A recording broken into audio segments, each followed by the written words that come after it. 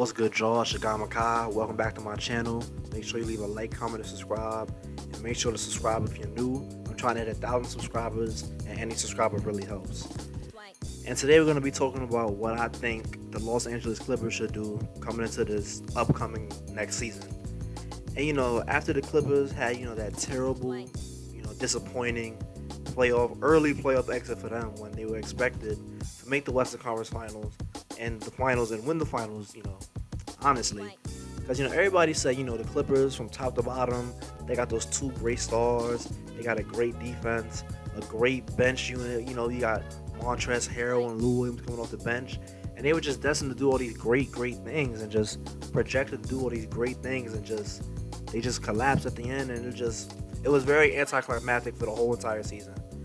But there's questions now of them, do they blow it up? Do they trade, try to trade some people? Who do they bring in? Like, what can they do to make sure they see themselves in the Western Conference Finals next year and even the finals next year? So what I think they should do, I'm kind of torn a little bit, because it's like, you hear the reports that are coming out about the Clippers. You hear this discontent in the locker room, and you hear that, Lou Williams is jealous of Kawhi. Patrick Beverley is jealous of Kawhi. Montrezl Harrell's jealous of Kawhi. Paul George thinks he's as talented as Kawhi. And it's just like, when you have, seeds of discontent in the locker room, it never, ever works out. I knew there was something off about this Clippers team, because I knew, coming, after they took the KD Warriors to 6 games, the original core of this Clippers team was going to have a problem with Kawhi coming in here and calling all the shots, load management. I play when I want to. I'll live where I want to. Not live where I want to, but, I'll come to practice when I want to. Like, things like that. And I knew there was going to be a serious issue about that. Now, earlier I was doing some research, and I'm looking into some Paul George trades. Because I'm thinking, if Paul George is playing that terribly, because, he had a solid regular season. It wasn't until the playoffs that he started to, show his true colors and, do what he always does in the playoffs and just lay an egg and just be terrible. If Paul George is going to continue to do stuff like that, I was thinking the Clippers should look into trading him, see if they can get some of that draft capital back, because they have some pick swaps the next couple of years, but they're not going to be any serious draft picks. So I'm thinking, I was looking for trade partners. The Pelicans is a shocking but interesting trade partner. The Pelicans can give up Lonzo Ball, JJ Redick. They got a 13th pick this year, so they can give up the 13th pick. And whatever else you got to throw in there to fill in the salary things, but it'll be centered around Lonzo and JJ Redick and that 13th overall pick. And I was really sold on this trade earlier. I was really sold on trading Paul George earlier, but then I realized now in the NBA it's the era of duos. You got Luka and Kristaps, Braun and AD. You got James Harden and Westbrook, even though they're not that impactful anymore. You got Giannis and Chris Middleton. Well, that's not really a great duo, but you got KD and Kyrie. So everybody that's a star that plans to really contend has that second star with them. It's superstar, and then you got a star next to you. So it's like, do they really just want to blow it up after just one try? So I say, give yourselves another season. Steve Ballmer, give yourselves another season. Y'all just hired Tyronn Lue, the new coach, because part of the reason that they, got destroyed by the Nuggets in that 3-1 comeback, Doc Rivers did not make any defensive, defensive adjustments. All he did was call a double team for Jokic. He let Jokic pass out of the double team every time, which was leading to easy buckets for the Nuggets that entire series. And, it costed him a job.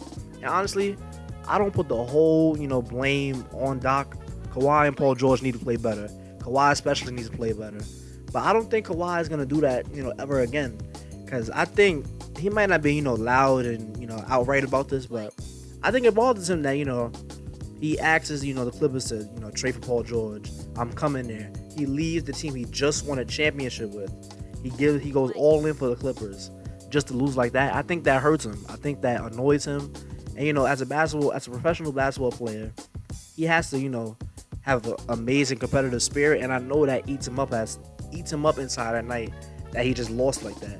So I know he's coming back with a vengeance. I know he's gonna need to do the whole load management thing, but if I'm Tyronn Lue, I'm telling all the players on the Clippers, look, listen, man, would y'all rather him play in the regular season or would y'all rather him play in the playoffs?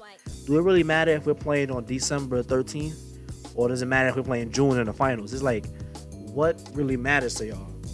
So I say they run it back. I want to see what Tyronn Lue can do with the coaching position because, he coached LeBron and, I'm not saying Tyronn Lue is some big, X's and O's guy and he's going to come in and call these crazy, amazing plays for the Clippers. But, a big part of coaching is managing egos. And Tyronn Lue had to coach LeBron James. He had to coach Kyrie Irving. So he knows how to manage egos. He coached them to a championship. So I think the Tyronn Lue, hiring was really great.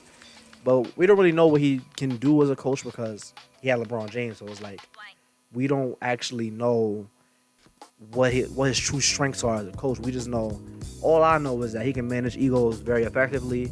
Players like him. He was a former player. It usually goes that way, in some cases. But also a big thing the Clippers need to do this offseason, they need to find a playmaker so Kawhi Leonard can just focus on scoring. When you look at Kawhi Leonard's career, what has he always had? He's always had a point guard who can handle the playmaking, duties while he just focuses on getting them buckets and playing lockdown defense. You can't have a guy who's not really a passer, looking to pass, because that's not really his, his mojo, his feng shui. You're messing up his game by, forcing him to, create for others. So I say looking to getting a guy like, there's reports they're looking for a guy like Rajon Rondo. Does Rondo go there after just winning the championship with the Lakers? I really have no idea. I can't tell you, to be honest, because do you leave the team that you just won a championship with if they have space for you under their cap? And with the Clippers, do you just, go across the city like that? And, I'm pretty sure Rondo, couldn't care less what the city of LA has to think about him. He just wants to win championships, but do I really think he's just going to go to the Clippers just like that? I don't know. I got to see what kind of money they're available to offer him. I bet it's more than the Lakers are, scheduled to offer him. But if you can't get a guy like Rajon Rondo, I don't really know of a guy in this free agency class that can really come in and take over the playmaking duties. So you're just going to have to run it back with no playmaker, I guess. Like, I'm racking my brain here thinking, like, who could they possibly get? And that's why the Lonzo Ball trade really intrigued me, because you trade for Lonzo, you trade for JJ Redick, you get shooting, you get a great playmaking point guard who plays defense, and then Kawhi can just focus on scoring. But then you're willing to risk, more offensive production from Paul George. But then again, you don't know what Paul George is going to give you when y'all get to the playoffs. So it's like the Clippers have a lot of questions to answer this offseason. What do you do with Montrezl Harrell? Do you re-sign him? I know he's going to want, a lot of chicken, a lot of money, because he just won Sixth Man of the Year. That's a pretty good award to win. You're very valuable off the bench. Teams are looking for, bench guys who can come in and give high production off the bench. But after what he did in the playoffs, I think his, stock as a free agent really fell dramatically, because he let Jokic just go to work on him. Jokic did whatever he wanted with him, whenever he wanted with him, and it was just ridiculous. But they also need to, maybe get a better interior defender, because Zubac, he is a big, body person, but he's not really a shot blocker. He's not really, some great pick and roll defender. But then again, these are questions for a team that, is really strapped salary-wise, and, they're not, going to have any draft picks for the next coming years, besides those pick swaps. You can't forget about the pick swaps. But yeah, the Clippers' number one priority this season, make sure that locker room is intact, because I think the Clippers have a good team. There's no question in that. The Clippers should have done better this year. They should have been in the Western Conference Finals this year. But because of an uncharacteristic game from Kawhi, they weren't.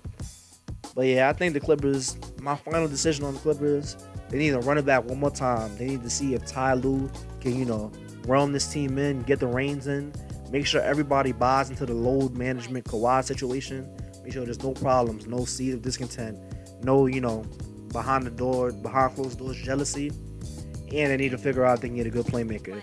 I'm going all in on Rajon Rondo if I'm the Clippers front office. And from then on, we just have to see, what they do. It's going to be an exciting free agency this season, an exciting offseason this season. And I think the Clippers have a chance to still be competitive even after that disappointing loss this year. Anyway, if you guys stayed to the end of this video, Thank you. Don't forget to like, comment, and subscribe, and I'll see you on the next one.